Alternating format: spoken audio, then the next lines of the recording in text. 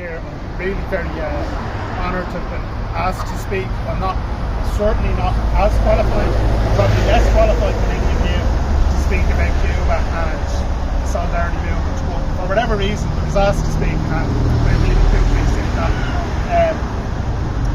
I suppose, first off, just to commend you on what you're doing today and what the group has been doing over the last lot of months, the money that's been raised, particularly, pressing need for medical materials in Cuba, and it's brilliant work that you've done today.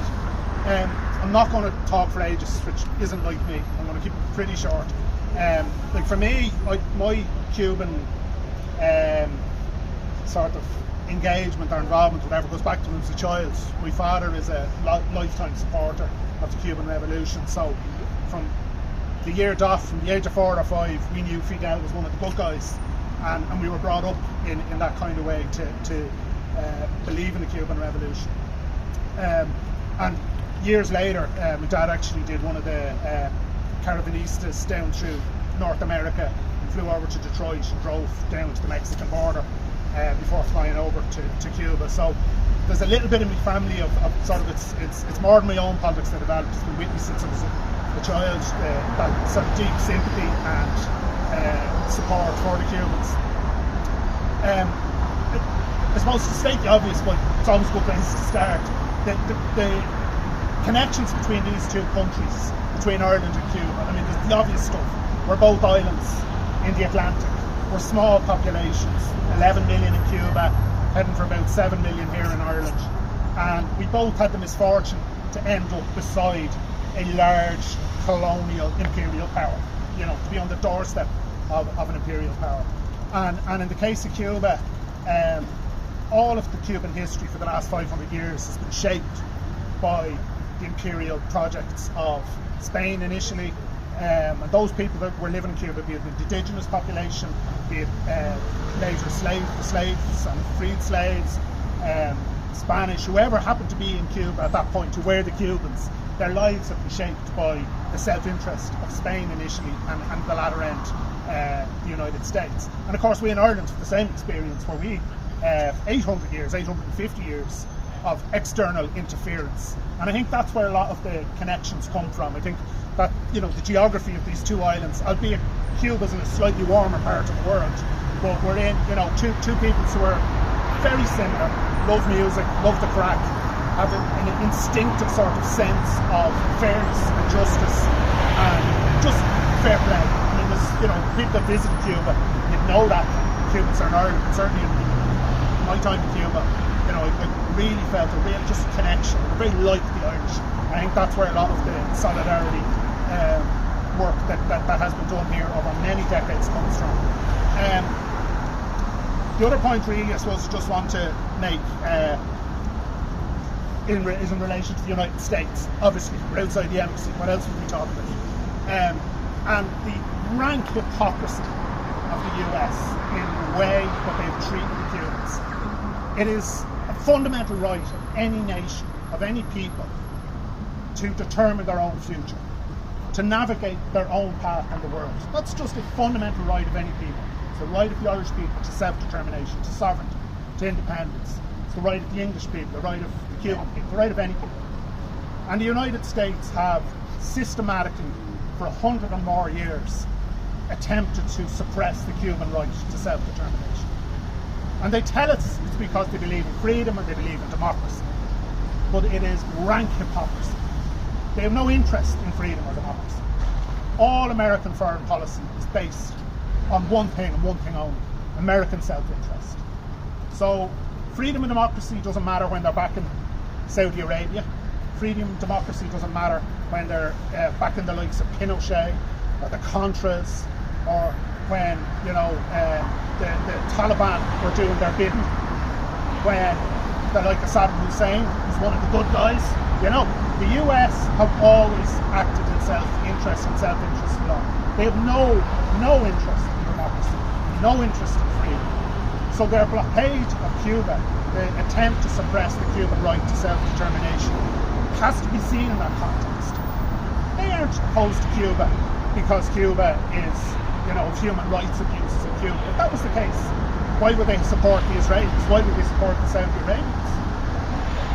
There's nothing, these are only smoke screens. They're simply lies that have been put forward for decades to justify or attempt to justify the unjustifiable blockade of Cuba.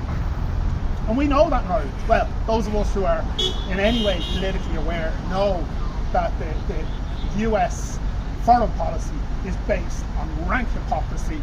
It is all designed simply to serve one thing, which is American self-interest. But empires fall. And we're now looking at, an America which is much weaker than it once was. An empire that has been shook in recent years. 30 years ago, I don't think when I became politically active 30 years ago, that I would live to see a point where the United States was really sort of losing its power, that its global reach was being questioned in all areas, all across the world, was pushed back against. And one of the great elements of the Cuban Revolution is its internationalism. It's solidarity that the Cubans have shown. And when I was asked to do this talk, I just didn't feel I could do it without talking short about that, about how the Cubans, a small country, a small population, under economic blockade, the aid that they have sent in the form of medical expertise, education, and yes, military aid when it was needed to places like Angola. They have unreal the contribution Cuba has made for the size of that country and for the pressure that it's been under for 60 years is extraordinary. And whether people agree with the Cuban Revolution or not, those children that have been educated all across Latin America, those people who've received medical support, medical treatment that they would not otherwise receive, those benefits last forever. And whether someone agrees with you, even if the revolution falls tomorrow, those millions of people that have benefited from the internationalism that Cuba has shown, the solidarity it has shown, not for financial gain, not for political gain, just out of simple act of human solidarity between peoples across Latin America and beyond, into Africa and other colonial powers, and indeed into the belly of the beast, providing education for United States citizens to come and train to be doctors in Cuba. I mean, it's unprecedented in the world, and probably explains maybe why the Cuban Revolution has lasted so long, that it has this unique approach to solidarity and to internationalism. And I suppose for us today, that's what this is. It's a small bit. It's not me, it's you guys. It's a small bit of reciprocal internationalism, reciprocal solidarity with the Cuban people. And people don't know in this country, I believe, many, or anyone with their eyes open, the solidarity in this country there is for Palestinians, the solidarity there is for Cubans.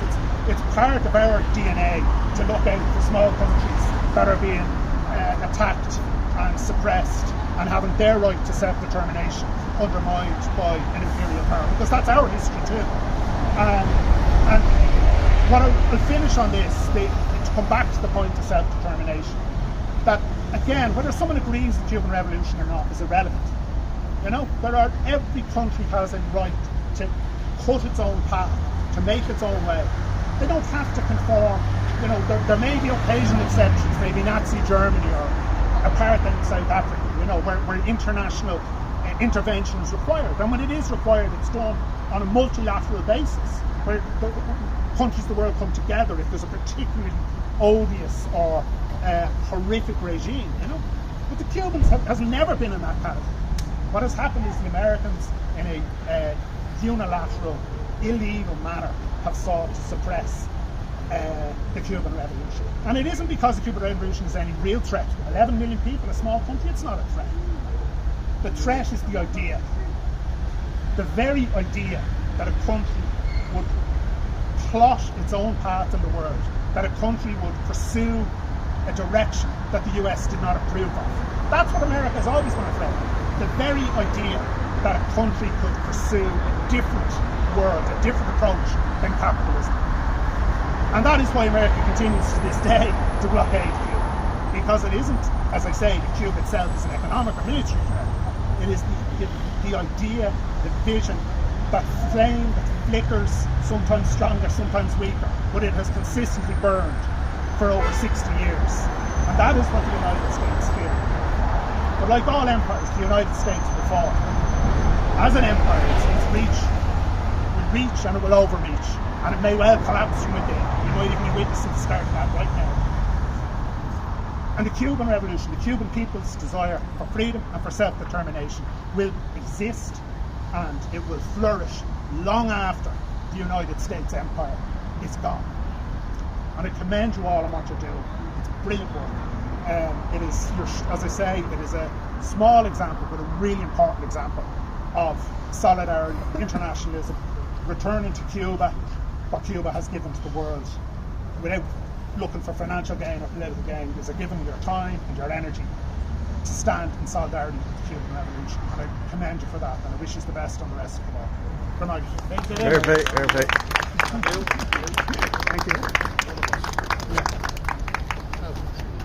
Are you